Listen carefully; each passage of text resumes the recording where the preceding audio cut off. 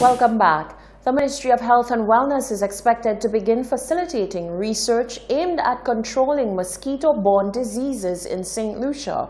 More in this report from Fernell Neptune. Efforts to strengthen surveillance of vector-borne diseases to ensure a safer St. Lucia is in progress as the Division of Environmental Health recently opened its first ever mosquito insectary at the Union Orchid Garden. Minister for Health and Wellness, Senator the Honorable Mary Isaac says the establishment of the mosquito insectary demonstrates the Department of Health and Wellness commitment to reduce mosquito breeding and vector-borne diseases. With the establishment of this insectary in a box, the Department of Health is hoping to strengthen its mosquito surveillance system through the establishment of a database of the mosquito species on island, as well as mapping out their location and using geographic information systems. This will enable the department to do the following: targets its interventions at the right locations in order to reduce mosquito-borne diseases, assess risk of vector-borne disease outbreaks, perform routine tests for insecticide resistance of both adult mosquitoes and larvae.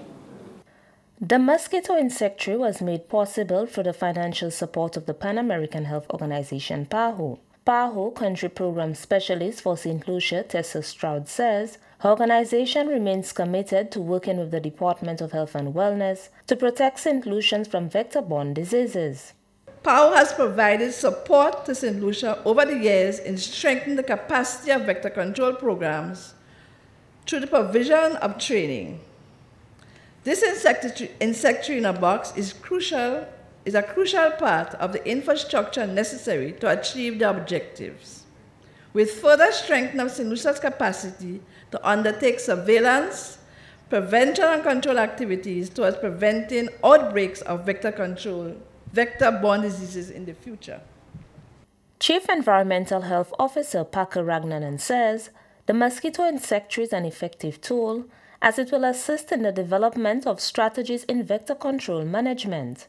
Hence the reason why a lab is so important to us, because now we would be able to collect mosquito eggs throughout the length and breadth of St. Lucia, be able to analyze these eggs and determine specifically what species of mosquitoes that we have in our country.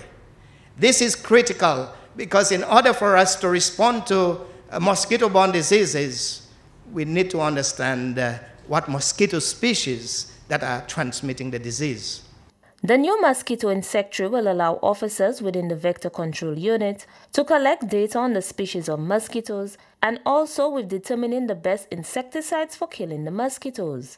Reporting from the Communications Unit of the Ministry of Health and Wellness, I am Fernell Neptune. The Department of Education continues its efforts to revolutionize the education system in St. Lucia with the signing of an MOU with the Taiwanese government, which will bolster the integration of information and communication technology, ICT, within the education sector. Speaking at the signing ceremony on the 27th of November, Taiwanese Ambassador Douglas Shen highlighted the importance of such agreements to the development of both nations. On behalf of the government of the Republic of China, Taiwan, I am very delighted to witness that the framework for cooperation in ICT between our two countries has been strengthened again for the better future. According to United Nations Educational, Scientific, and Cultural Organization, UNESCO, ICT can complement, enrich, and transform education for the better. But it is critical for teachers to learn how to apply ICT into their education program properly in order to improve students' problem-solving capabilities and academic performances. Permanent Secretary in the Department of Education, Michelle Charles, underscored the need to redesign the education sector to meet the demands of the current technological era. Worldwide, information and communication technologies are used in education to assist students to learn more effectively by providing teachers with access to a wide range of new pedagogy. Today, more than ever, change is fast-paced, and the education sector must be proactive to ensure that students and teachers are equipped with the necessary knowledge, skills, and technological infrastructure that will facilitate navigating successfully into this 21st century. The first aspect of the ICT in Education project will focus on the provision of supporting infrastructure at the Department of Education and 6 selected schools on island. These schools will also serve as pilots for the Department of Education's supportive software and online database, which will facilitate greater use of ICT in everyday classes. As part of efforts to educate students about diabetes, the Department of Health and Wellness is visiting schools to bring awareness on healthy lifestyles and well-being. More in this report from Funel Neptune. Students and teachers were granted the opportunity to receive valuable information about diabetes, physical activity, healthy eating and lifestyle as the Department of Health and Wellness hosted health activities at the schools. Family life educator Janelle Alexander Dupree says it is important that students learn about diabetes at an early age so that they will be empowered and feel confident in caring for themselves. As we know, we have many persons becoming diabetic, and even ones at a younger age. Before, it used to be where older persons would get the diabetes, but now we are having younger and younger persons developing the condition. And the only way that this can change is if they know what nutrition is all about, what diabetes is all about, and what sugar does to the body. Soccer fit instructor Michael Laporte says it is extremely important that students engage with physical fitness to ensure they are healthy. It was important with Soccer Fit, or for Soccer Fit to partner with the Ministry of Health, just to be able to get that sort of mentality into people, just to get them to physically move, which is what I do. I provide the sessions, and to get, especially for the kids, especially for the children, to get accustomed to the idea of movement, to get them used to moving, and that can be a part of their lives, not something extra that you have to add on, and that you can have fun.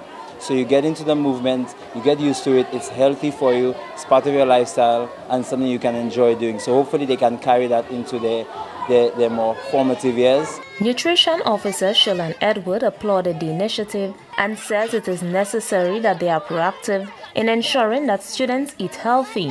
This activity is important because right now what we realize is that for me, when the clients get to my office, it's not too late, but it's too far gone. So if we start now and educate them and show them what they can do to prevent diabetes, that is better than we starting in the end. So this activity in teaching them how to exercise, how to eat properly. Today we spoke about the different types of sugars. We spoke about portions, we spoke about moderation, we spoke about the different foods they need to cut down on and those they need to increase. These are the important things that helps them prevent these chronic conditions that are linked to their lifestyle. The health activity offered services such as exercise sessions, nutrition exhibits and face painting for students, and blood sugar testing for adults.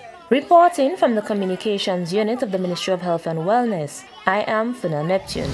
The Division of Public Sector Modernization engaged public sector employees in a 4-day exercise as part of efforts to improve the island's information, communication and technology ICT landscape.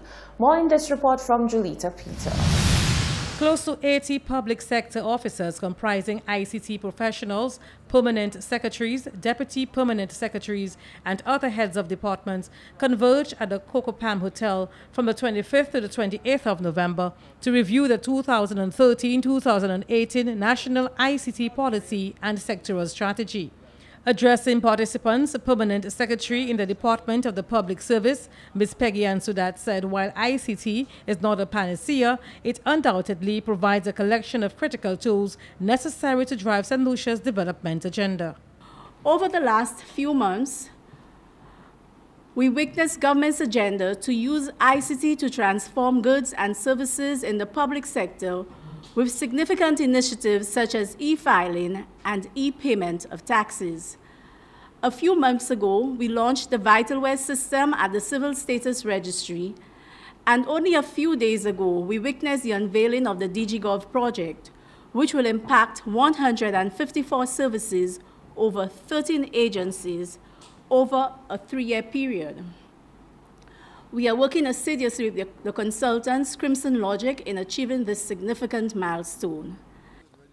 Acting Director of Public Sector Modernization, Mr. Marlon Nassis, said the vision for the 2013-2018 National ICT Policy and Sectoral Strategy to improve the quality of life for all St. Lucians still remains the same.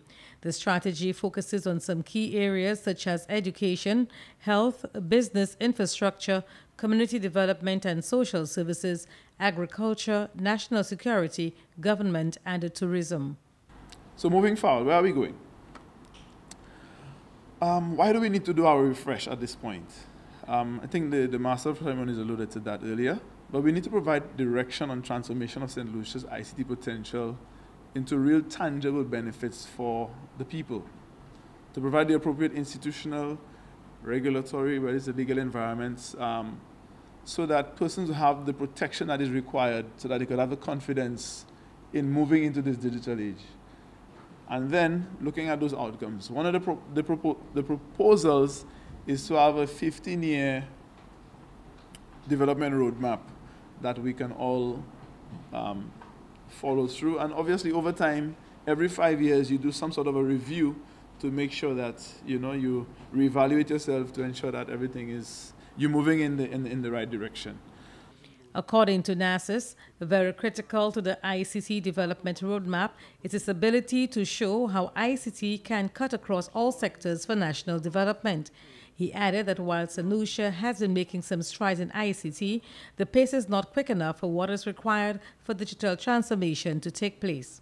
However, Mr. Devinci Ramnarayan, Executive Director of Ernst & Young Global Limited, believes that with the right plan and right leadership, St. Lucia could be on the right path to digital transformation. From the Department of the Public Service Communications Unit, Julita Peter reporting. This is the Hot 7 TV Nightly News. We'll be right back.